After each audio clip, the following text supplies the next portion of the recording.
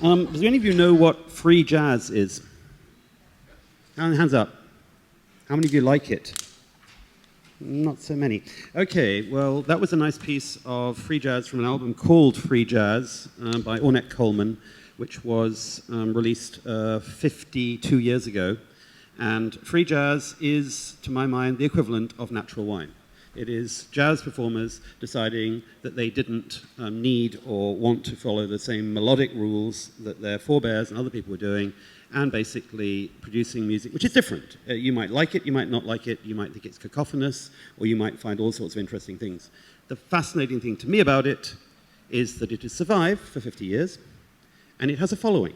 Now, I hear from a lot of people that natural wine is the thing. Everyone's talking about it. I was in a restaurant in London, and the sommelier said to me, you know, everyone's talking about natural wine. I said, are your customers asking for it? No. But who's everyone? Oh, the sommeliers are all talking about it. And some of the wine writers are all talking about it. And everyone's turned up at 9 o'clock in the morning to hear about it. So this is a digital communicators conference, so I did the thing that digital communicators are supposed to do. I went onto Twitter and I found out how many people were talking about natural wine in the last day or two. And yesterday it was 18, including people talking about this and advertising natural wine events in their shops and so on. Actually, the number is very similar to the number of people that were talking about free jazz yesterday. So that gives you an idea of where we are. Everyone is not talking about natural wine. A small number of people are talking to each other. That is what we do far too much of in the wine world. It's a good thing to be doing at a conference like this, but it's not good generally. By the way, it's quite difficult being the last speaker on a panel like this, because A, most of what I was going to say had been said, and B, I haven't got a hardline naturalista here to argue against. Every time I write anything online about natural wines, they come out of the woodwork and they fire guns at me, rather like Jamie was talking about in terms of his conference. But anyway, I'm going to talk a little bit about the term. Now, today I just thought I wear many hats, but I've got a special T-shirt for the day. You can see it? Honest. I am not for a second suggesting that my fellow panelists are not honest. I'm just saying that I'm honest. Okay. I'm going to flash through the slides. This is the older thing. Basically, this is what people say. Conventional wines taste the same, few manufactured flavors. Well, no, they don't. And it depends on how you define conventional flavors. My friends here have already said Romanée Conti is not a conventional wine, or is it a conventional wine? It's not a natural wine, apparently. So these are a few of my favorite unnatural wines, including a couple that I'm involved in. These are all things that don't exist. Natural wine, the Tooth Fairy, and Father Christmas. The term itself is creepy. Because, let's go back at this, we're going to actually find, this is not the... If you actually look up natural wine, natural flavor is the stuff they put into those crisps. Natural flavor is made out of all sorts of stuff. I would not want to call anything natural when I think of what some of the other people out there are calling natural. Just go and look around your supermarket. And this is the other point that I'm going to make. Very crucial point as far as I'm concerned. All this talk about terroir. I'm sorry, guys. When you've got an orange wine that tastes of the skins of the grapes that it's been in and of oxidation, I do not believe it tastes of terroir. I bought a bottle of Chablis Monte de Tonnerre with me the other evening to the BYO. I think it tastes of Chablis, and I think it tastes of the vineyard it came from, and it's got a bit of sulfur in it.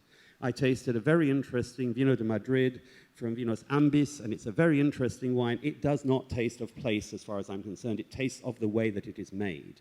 And that is my experience of a lot of natural wines. But to pick up on the points that have already been made, we don't need to define natural wine. Of course we bloody do.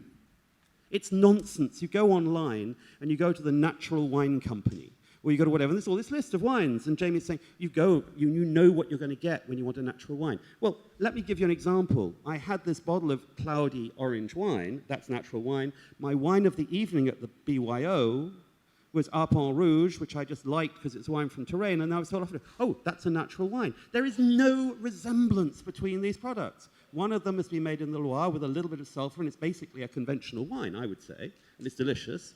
The other is free jazz, it's eccentric. They are not related, and I, as a consumer, find that confusing. And if I find it consuming, I think that's something a little bit more true for consumers. Then we have this thing about people like these funky flavors. We celebrate unpasteurized stinky époisse for its uniqueness, fresh apple juice for its cloudiness. It's Isabelle Legeron, who's one of the supporters of natural wine. Actually, most people don't celebrate époisse. Époisse is not a popular cheese. Most people actually like cheddar. And in America, they like stuff which is, Jack? Monterey Jack, what it's called, which isn't even cheese. But actually, époisse is a very narrow thing. We may all love époisse. I happen to like époisse. But if I put époisse on my table, a lot of people who come to my dinner table do not want to eat it. So anybody suggests that we, all of us, celebrate this stuff? No, a small number of us do. I'm going to say something else about natural wines I find very interesting. I've got two people on the panel, both of whom are scientists, one of whom slightly addressed this. Wine is a fragile product. We know it's fragile. So ideally, if you're going to do something, you're going to get it out to the consumer, you might want them to receive it in some resemblance to what you made. I cannot understand how some of the hardline natural producers choose to put their white, cloudy wine into clear glass bottles with rudimentary stoppers. I presume this is in order for them to oxidize a bit more and to become a bit more orange and a bit more cloudy in the shops so that consumers know what they're going to get. But to me, doing this, and it's actually Frank Cornelissen Contadino, one of the, again, the poster kids of the organic movement, of the natural movement. This is a wine, a cloudy red wine in a clear glass bottle that fell apart in front of my very eyes. It was like it's a 3-year-old wine. It was like watching a child die. It was sad. I don't mind my bottle of 1945 Bordeaux falling apart. I do mind a young wine falling apart because it has been unprotected. Now, that's the other thing. Actually protecting wine. This is something we have always done. The Romans, the Greeks, we've always done stuff to keep wine actually drinkable and appealing. They used all that stuff. We now use sugar, acid, water, sulfur, as Virgil was just saying. But it's treated as though making wine taste nice is a bad thing. It's industrial. It's wrong. What we want is to give people the flavor of Brettanomyces, of vinegar, of what God knows what other bugs there are, because that is the flavor of the terroir. Well, as far as I'm concerned, it isn't. What I love is the flavor of the wine, and great winemakers since the dawn of time have actually done their very best to, as actually we've just heard, combat all the enemies of wine. And as far as I'm concerned, the hardline naturalistas, and by the way, they don't like being a group, but there's an association of them, there are companies, and if you're online, there's lots and lots of groups, and they hate being treated as being enemies of wine. As far as I'm concerned, they will still exist in 50 years' time like free jazz. I don't listen to a lot of free jazz. I don't think I'll be drinking a lot of hardline natural wine. So, thank you, Robert. I think it's clear what your opinion is. I came on last. I think that I'll actually turn it over now to the audience to answer, to give us a few questions. There's a very prominent one there. Blake? You know, I was promised a debate.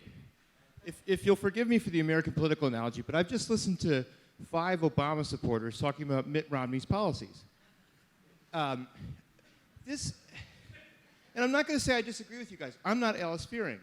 But come on, can we, yes, I know, from what I understand in my notes, you believe that natural wine doesn't have genetically modified yeast, and I believe that's the only restriction on what would make a wine unnatural that anybody mentioned. Could we please get somebody, if there's anybody in the room, and it's not really me, because I basically agree with you guys, but I voted for Obama. I'm not Mitt Romney. Could we please get somebody from the audience to come up here and actually debate? I think that we do have some people that are very involved in the natural wine movement, and also some people that can shed. And I would say that we didn't have anyone really totally dissing natural wine. We have some supporters among us. So. That's right. That was a pretty clear diss, wasn't it? tried to create a debate. I mean, Do we have some questions? So, what's your name? Umay Çeviker from Turkey. Like everyone else, I'm also a bit confused about natural wine. Whether it reflects the terroir, the sense of place, or not. So I had an experience with a Georgian wine. For my daily job, I travel to Georgia often, and there I tasted an orange wine made from a varietal called Kisi, and I brought a bottle back to Turkey and tasted it with Turkish food, with friends from Turkey, and it tasted terrible. 2 years later, I went to Georgia and tasted the very same wine with Georgian food in a supra, in a Georgian feast, and it was wonderful. I think I'm quite natural on the way I judge wine, but can this be the sense of place in the orange wines? Or, I mean, does it depend on where you taste it, the context, where you are? I think I'll give this to you, Jamie. What do you think, for example, orange wine's possibilities are as a food pairing? In terms of, I think Robert made a very good point in the middle of that rant, which I was quite entertaining, I thought. He made lots of good points, but one of the good points was that, yes, sometimes when you talk about terroir, it's very difficult to make a link between the orange wines and terroir. And I thought about this. I was doing a tasting of natural wines as part of for all the judges of the Royal Melbourne Wine Show a few weeks ago. And I was scared stiff because the Australians are absolutely hot on faults. And I knew that they were going to have some fun with these wines because some of them did exhibit characteristics which are on the spectrum of wine faults. But sometimes I think a little bit of wine fault can be okay. It's a call, isn't it? You make a call. You say, is this faulty or not? Is this oxidized or not? Is this reduced or not? Sometimes a little bit of reduction can be a very positive attribute in a wine. Great white Burgundy relies on volatile sulfur compounds and reduction to give it some of its characteristics. You know, that's the really great white Burgundy has a bit of reduction to it. So then you get into the discussion of where is the intersection between terroir and the characteristics in the wine. I mean, what does sense of place mean in real terms when we try and think about the flavor characteristics of a wine, linking it to a place? And I think with the orange wines, what I'd say is if a lot of people were making in the same region, were making wines in this way, skin contact whites, then much as in the same way you could say that the terroir of Jerez is expressed in sherry, you could say that the terroir of that place is that it makes these orange wines, and you can associate these orange wines. Yes, the characteristics come from the long skin contact and a bit of oxidation maybe, but you can actually, I don't find that oxidized orange wines. I find them quite interesting, and I love the flavors. And you could associate, so for instance, the Kveri, or however you pronounce it, wines from Georgia, they're quite distinctive. But you can associate those wines with a sense of place. And I suppose what you were saying about the food of the area, if then there's a marriage between the wine style and the food, then you could say that this is an expression of terroir, legitimate expression of terroir. Even though, just as in sherry, you could say all the different styles of sherry, they're legitimate expressions of terroir, and the vineyards there, what they give. It's something we learn by association. I think but to pick up on your point, I think a lot of people have gone on holiday to Provence and had rosé, quite a lot of which is pretty ordinary stuff. But when you're having it with the food you're having in Provence, sitting down by the sea, you enjoy it. You bring those bottles back to anywhere in the world, and you think, actually, why am I drinking this? So I'm not sure that that's as tied into the natural wine debate as it is to the flavors of wine, and indeed the food you eat on holiday. All sorts of things you do when you're away from home are in context. And maybe if I'm with the right person in the right bar, I might actually be quite happy listening to that free jazz. I'm not sure about it. But potentially context will make something work. But I'm not sure it's a natural wine argument. Okay, we have another here. Thank you, Robert. Hi, Simon Wolf. Robert, I just wanted to take issue with something you said. If I understood you correctly, you're kind of positioning natural wine as almost as a backwater that's getting a bit lost in itself. And you drew the comparison with free jazz. I would argue that the wine industry, just like any other, needs people working at the margins and pushing the envelope in order to inform and develop what's going on in the middle ground. And I think the free jazz movement stimulated what was going on in many other parts of the jazz world, just as the natural wine movement, I think, isn't a backwater, but it's forcing people in other parts of the wine producing industry to maybe think about what they're doing in a different light. We need people who push the envelope. We need people who shake us up a bit. That's healthy, isn't it? I was. Somebody said they wanted a debate. I decided I'd try and give you a debate. So actually, yes, you're right. Of course, you're right. But when you say the slight thing I'm going to take issue with you on is what natural wines are. That delicious Arpent Rouge isn't pushing the envelope at all. Particularly, it's just a delicious wine which has been co-opted by the naturalistas as being a natural wine.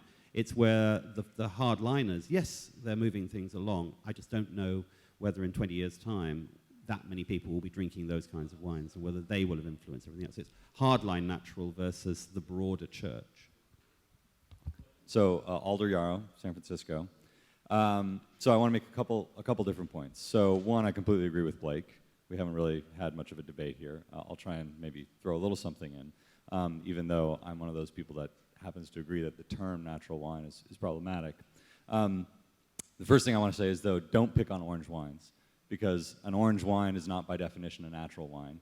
And in fact, there are many great examples of orange wines that are in fact made with sulfur and don't conform to any of the philosophies of natural winemaking whatsoever. So it's bad to associate the two or to use one as a stand-in for another. I also happen to think that they do express terroir in the same way that Barolo Chinato expresses terroir. It's a very specific style that comes from a very specific place, and it has its role in an overall culture, cuisine, etc., especially if we're talking about Georgian wine. So leaving that aside for a moment, it's interesting that we had a French winemaker up here telling us the things that can be added and done to wine, when in fact the restrictions under which he operates, if he's abiding by the law in France, are very narrow compared to what can be done throughout the rest of the world. And indeed, what most of the natural winemakers would argue is that there are all sorts of very horrible things done that don't appear on his list at all that happen to wine all the time. Everything from concentrated grape must to reverse osmosis to the addition of all sorts of other stabilizers, chemicals, and things that don't fall in the nice innocuous sounding categories like yeast, nutrients, and tartaric acid and sugar, which of course are relatively natural products in and of themselves. But there is an awful lot of very industrial kind of winemaking techniques that happen in the United States, and certainly in a lot of developing countries in the world who are really interested in making massive amounts of wine resembling beverage as opposed to wine itself. And I think these are the things that the natural wine movement in a way sets itself up against, not against the Chapoutiers of the world or the people who are making, as you say, relatively natural wine already. And so I think it's just important to represent that if we're going to talk about where the philosophy of natural winemaking comes, it's not from holding up DRC as an example of evil or holding up, any reasonably small production conventional quote-unquote wine as evil. It's looking at what Ian J. Gallo does by the hundreds of millions of gallons in the Central Valley of California, or the pre-revolution winemaking in Hungary that was about feeding the Soviet state, tens of millions of gallons of Tokaj, which was actually just, adulterated, sort of lightly fermented grape juice. Thank you, Alder. Maurizio. Yeah, I think this is a point that comes up very often in this type of discussion. We often seem to be scared about some things we don't know what they are, and they mainly referring to certain processes that people operate in the winery that are probably, from a health point of view, relatively harmless. Reverse osmosis, I know the name might sound a bit scary, but I can tell you from a health point of view, for example, it can do a lot less damage than the traditional way of stabilizing, clarifying a wine with egg white, because we know that there are people out there that are allergic to egg. And most people would consider this incredibly natural, is what has been done for centuries in the industry. Or with fish products, people would consider this very natural because it's fish is not something with a crazy chemical name. But people can have very serious allergic reactions to these practices. So I think it is fair to say that there are things that are done in the industry that are very industrial, but it doesn't have to be that by default these things could be harmful or negative, or we have to fight against them just because we don't know what they are. Certainly they're industrial, but there are other not industrial practices in the industry that I can tell you from a health point of view are certainly something to watch very carefully, much more carefully than other things like concentrating grape must or doing reverse osmosis or doing other things. Thermal treatment of the wines is pretty fine. It's not very good for wine quality, but from a health perspective, there's nothing wrong with it. It's just with the same thing you do on milk, to stabilize milk. We drink milk every day. We don't worry if the milk has been thermally treated or not. So we have to be careful about when we go against these things in terms of are they health concerns, are they quality concerns, are they terroir concerns. We can't be just too generic about these things. Yes, I will speak a little in continuation of Mauricio. For example, now we have a new cahier des charges, a certification to make organic wine since a few months in European Union, and they not accept to the thermo treatment with high temperature. And it's one example, it's the same idea. Why? Because some of the idea, that technique, it's more industrial technique. But what is it? You hot the grape, and then you cool it down with pressure. So you kill all what is alive on a wine, and you take the color of the most of the juice, and then you can make the fermentation. But that's a very, very good way to reduce sulfite on a wine. So, okay, it's more industrial, but at the end, it will help you to have more sulfite on the wine, and it's a little like organic system. You know, organic, you can say it's good, no good, it's a little same discussion. But at the end, it's what you have in a final product who is important. In a kind of more industrial wine, could be organic, you will not have eggs, you will not have products from fish, or even before was using gelatin, blood of bull, and you can have low sulfite easily. So for organic, what I think it's most important you don't have a chemical on the product, and that's most important. If it's sustainable or not, or it's different thing. And I think for what is important is what you have in your bottle, if it's healthy or not. And some of way to produce are not allowed just because of wrong idea. At the end, you will have less product with thermo vinification. You can have a very earthy wine, I think. Okay, thank you.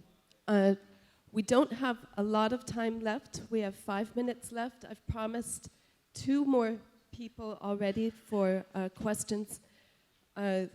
We've got Tony Aspler. Good morning. I think the thing about natural wine is that there's an element of serendipity. You never know what you're going to get. When I was in Georgia, I saw the way they made orange wine. They would take whole clusters, put it in amphorae, and then seal it, and then they'd come back 6 months later. And they really didn't know what they were going to get. It reminded me of Vinsanto. So I think that's really interesting, that the sort of serendipitous aspect of natural wine, not knowing what exactly you're going to get. Hello, I'm Mihai, a blogger from Romania. I wanted to ask, do you think that, like you mentioned, the name organic is recently allowed to be printed on wine bottles? Do you think that natural wine will ever reach the necessary critical mass in order to persuade regulators to regulate this name, and how can it be printed on wine bottles? Okay, this is a very good question, I think, about legal definitions of natural wine. Robert? As far as I'm concerned, I think it would be an aberration if it were allowed, because I can't see what the rules that are going to be applied to it are. Is it low sulfur, no sulfur, whatever?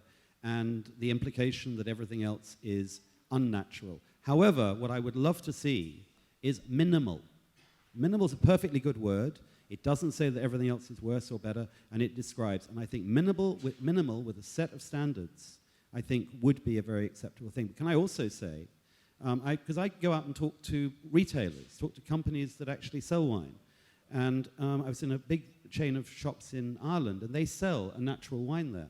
And the reason they sell the natural wine is not because anybody is going into those shops and asking for natural wine. No one, their words, no one has asked for a natural wine in the last 2 weeks before I asked them. However, they have customers who come in asking for low sulfur or no sulfur. People are aware of sulfur being a problem, and they are selling it as a low sulfur or no sulfur wine. I can see there being a category for low sulfur or no sulfur. I can see there being a category for minimal. Natural is a meaningless term, and the wonderful thing is the people who support natural wines do not want it to be defined. So they want it to be everything. And what Alda just said, all of the things that you were just pointing at, Alda, they're things that organic producers don't do. Why can't they just be organic and be done with? Okay. We have another question here from Hande Laima.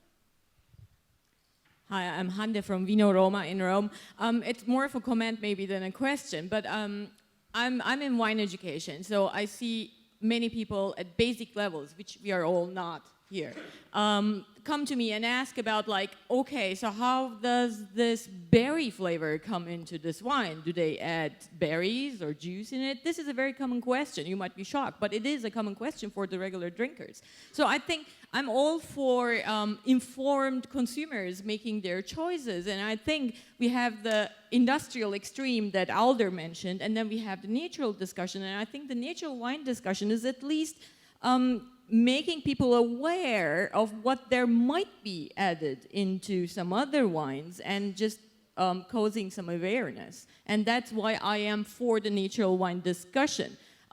Is there a natural wine? I don't agree that the natural word is the true word to be used. And I do like some of these wines, don't like others. I think we all agree on that. There seems to be a consensus on that.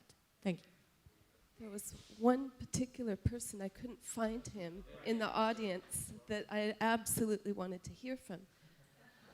Arnold, don't you have anything to say today? Please.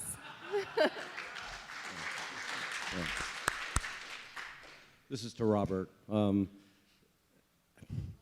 Americans don't eat just jack cheese. I'm sure that that's true. So here's my perspective, is not from the winemaking perspective, is from the market perspective. And the market, at least in North America or in New York where I live, is not at all confused. It doesn't really require a definition. And I think, I think what's happening, from my perspective, is that the world has changed. And to what you said, Virgily, that maybe it takes work to make wine, but people don't just buy products, they do buy ideas. And I think one of the changes that has happened in the world, along with consciousness of health and consciousness of how things are happening, is that people do want a connection between how things are made. And I think this all ties together in some kind of nebulous way that, at least in my mind, this natural wine idea does work. And so from my perspective, people do walk into wine shops and saying, what is natural? And they don't require a definition, because most people don't even know that they add sulfur to wine. Most people don't even know that they read on the back of the label that it's there. So I think having a broad definition that is an approach for people to come in tune with the wine that they bring, as well as the way that they live, as well as the way that they buy food, is a good thing. And I also believe that the internet not only has provided the information, but it's also provided the market structures to allow little people, whether you call them artisanal or natural, whatever, around the world, to find a market for these little products, for uniqueness becoming, in some ways, kind of a new way of perfection, for a market to embrace things that are different from each other. So from a wine perspective, I think there's all sorts of things you can discuss. From a market perspective, the term is really alive and well and doing really well without a definition from a consumer point of view, at least in North America. Since that was addressed to me, I'd like to answer it, but I'd like to ask Hando as well. And to me, this is my final line on it. What you said to me encapsulated everything that is wrong with this debate, which is people want to know about whether people put raspberries in wine that tastes raspberry-ish. So telling them that this wine is natural tells them that it doesn't have raspberries in it. But if all the other people haven't signed up to the natural wine movement, the implication is that there might be raspberries in their wine. Raspberries are not legally...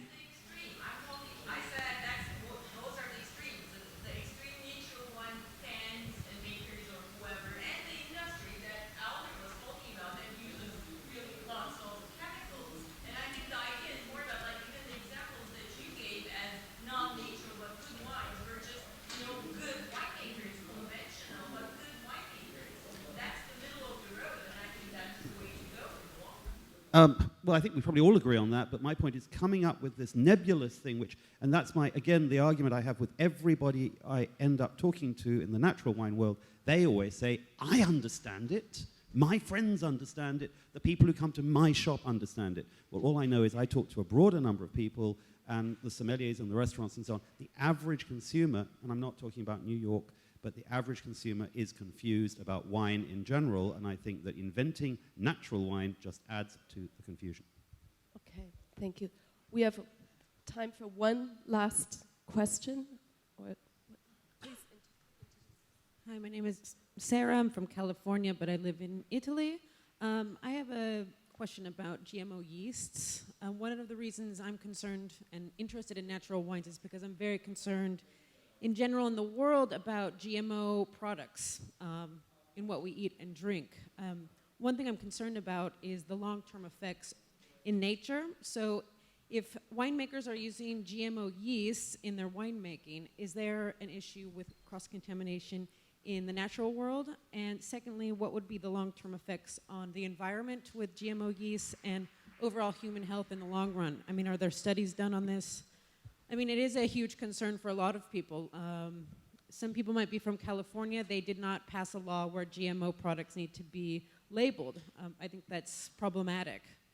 So if anybody could answer that, that would be great. Okay. I'll try to address that a little bit.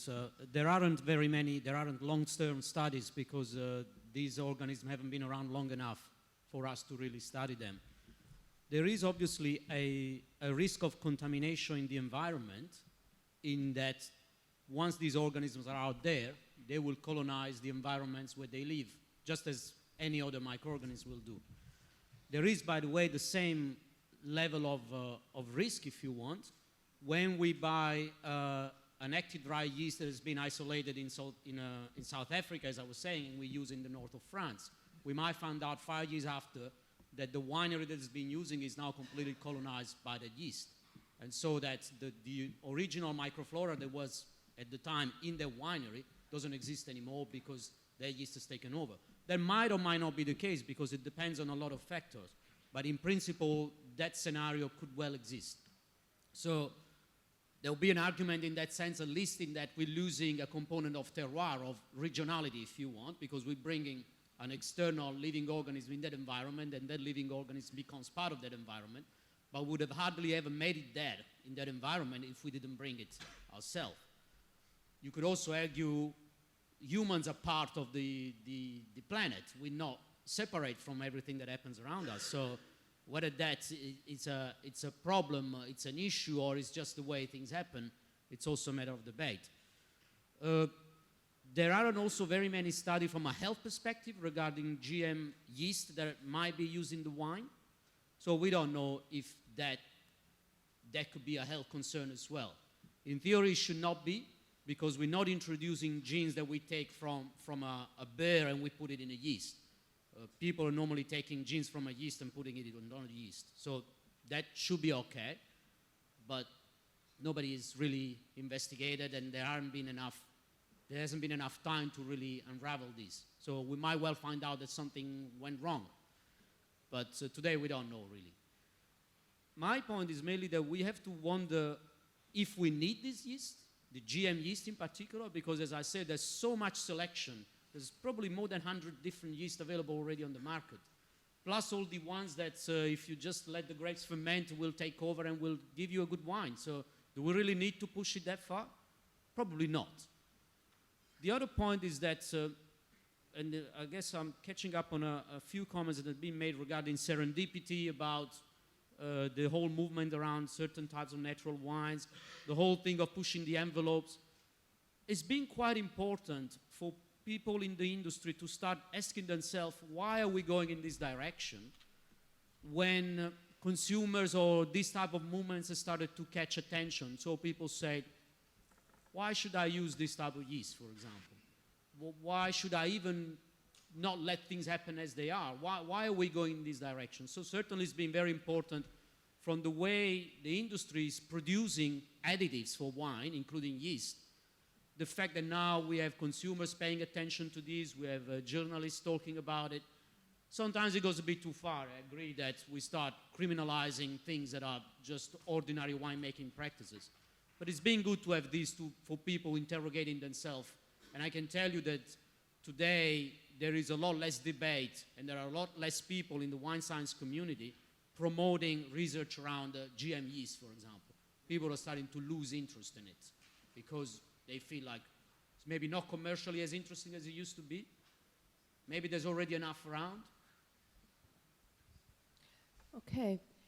I can respond. Unfortunately, we don't have any time left. We have to clean up the room and give everyone a break. I think that whether we call it minimal intervention wine or natural wine, it can be a very positive thing, especially if it brings about transparency for the consumer. We don't have ingredient labeling on wine yet. I think that this could be something that could possibly offer more transparency and less confusion for the consumer. Thank you, everyone, for your participation.